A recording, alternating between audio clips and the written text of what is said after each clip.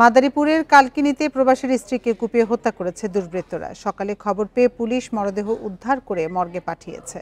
নিহতের স্বজনরা জানান, 4 বছরের সন্তান নিয়ে রাতে ঘুমিয়েছিলেন পাখি বেগম।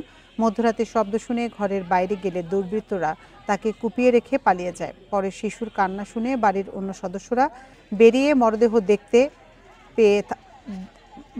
দেখতে পান। জমি নিয়ে বিরোধের জেরে এই হত্যাকাণ্ড বলে অভিযোগ নিহতের স্বজনদের। এ ঘটনায় নিহতের চাচি শাশুড়িকে জিজ্ঞাসাবাদের জন্য থানায় নিয়েছে পুলিশ। কোনো একটি ধারালো অস্ত্র দিয়ে বুকে আঘাত করা হয়েছে এবং সে ঘটনাস্থলে মারা গেছে। আমরা সুরতহাল করে অলরেডি সেই লাশ হাসপাতালে পাঠিয়েছি পোস্টমর্টমের জন্য। আর তার এই ঘটনার একমাত্র প্রত্যক্ষদর্শী হচ্ছে তার 4.5 বছর বয়সী সন্তান। তো তাকে আমরা থানায় নিয়ে এসেছি, তার সাথে আমরা কথা বলছি, সে কিছু বলতে পারে কিনা।